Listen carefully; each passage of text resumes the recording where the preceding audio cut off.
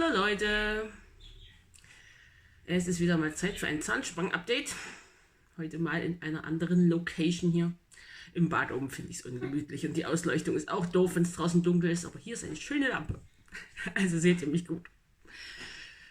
Den Samuel habe ich heute mal dabei. Der krankt nämlich gerade rum, hat Fieber und ist ziemlich unleidlich, außer er sitzt bei mir. Also sitzt er jetzt bei mir. Ja, die Zahnspange habe ich jetzt seit 10 Monaten.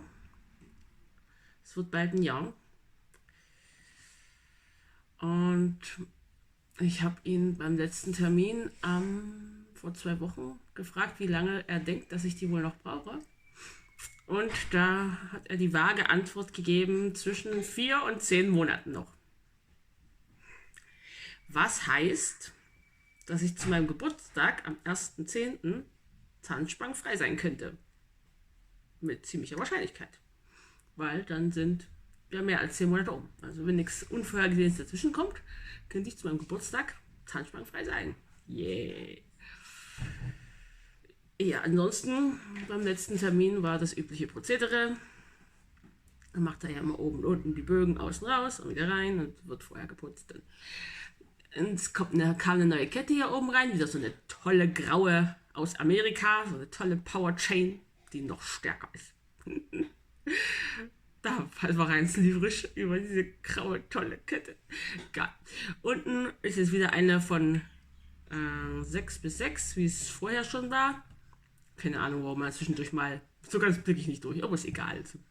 Solange ich zufrieden bin, frage ich auch nicht so viele Fragen.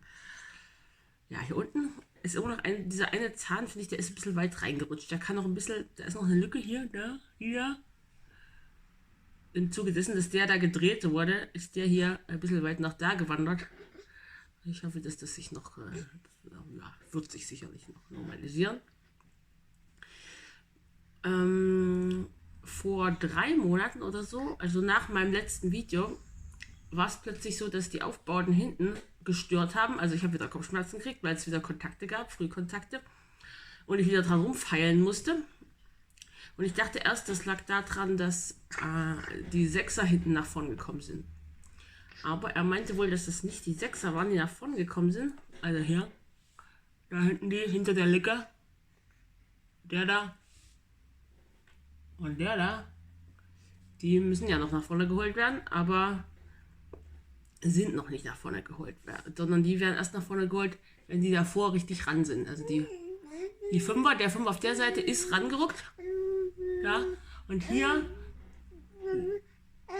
der ist jetzt auch rangerückt, aber vor 2 Wochen war es noch nicht. Deswegen wurde vor 2 Wochen nochmal Kette nur von 5 bis 5, bis die 5er alle beide auf beiden Seiten komplett dran sind und beim nächsten Mal werden dann die 6er geholt. Und er meinte, die 6er haben sich nicht bewegt, aber der Unterkiefer ist noch ein Stück weiter vorgekommen.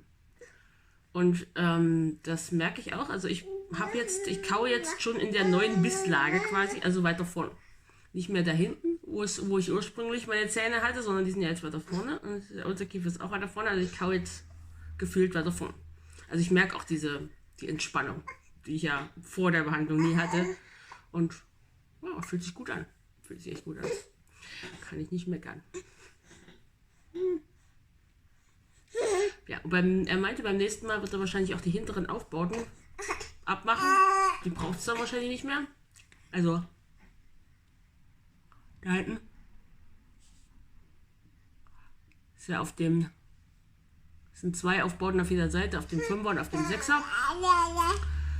Die waren während der Behandlung dafür da, um den Biss zu entkoppeln quasi, dass der Unterkiefer nach vorne kommen kann.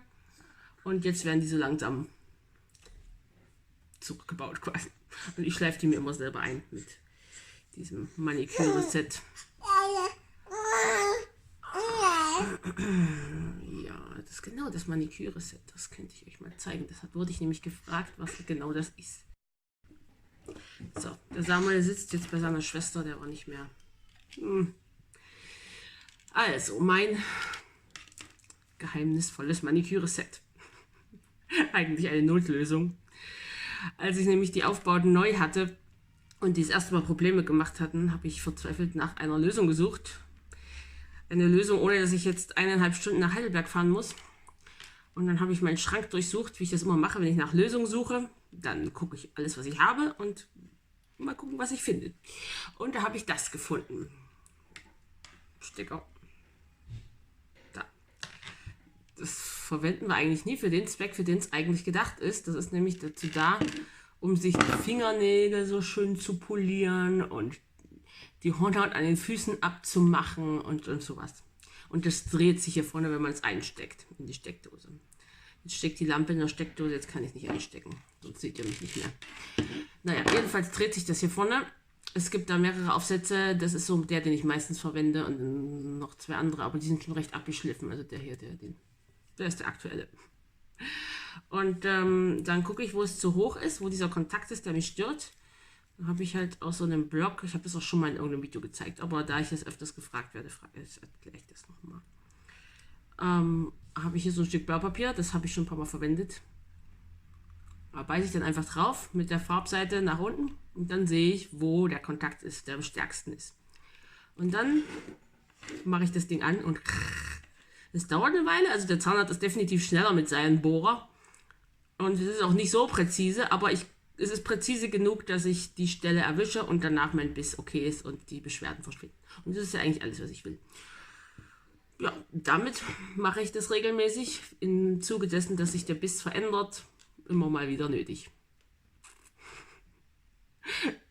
Ich habe das irgendwann mal meinem Zahnarzt erzählt. Und ja, naja. Ich kann auch zwischendurch kommen. Ne? 1,5 Stunden fahren mit 8 Kindern zu Hause und viele davon klein. Da lege ich lieber selber Hand an. Und vor allem kann ich das ziemlich gut feintunen. Also beim Zahnarzt, der hat das zwar auch schon gemacht, die Aufbauten so angepasst. Aber da habe ich ja nur eine Möglichkeit, also was weiß ich, wie lange ich da sitze, 15 Minuten, um mal hinzufühlen, okay, so, nee, noch nicht. Aber wenn ich selber mache, dann fühle ich hin und dann probiere ich erstmal ein paar Stunden oder einen Tag, wie es ist. Und wenn es dann immer noch stört, kann ich immer noch dran rumfeilen. Das finde ich eigentlich besser, als wenn ich nur so eine Gelegenheit habe, jetzt oder nie. Dann passt es meistens immer noch nicht so perfekt. Deswegen mag ich das Teil. Aber ich freue mich auch, wenn ich es nicht mehr brauche. Also ich bin gespannt, wie das jetzt ist, wenn die hinteren Aufbauten dann verschwinden. Gibt es ja eigentlich nicht mehr so viel. Also ich frage mich sowieso, wie das dann sein wird, weil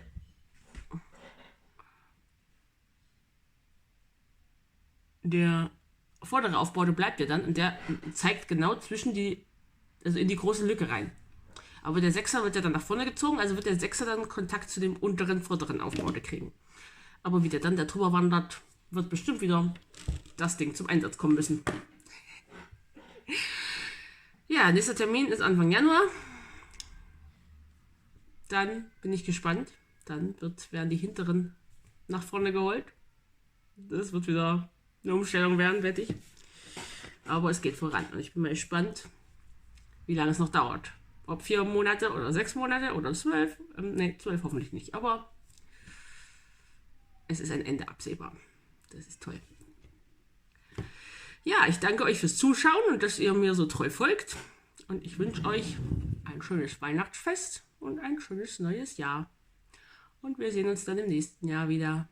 Tschüss!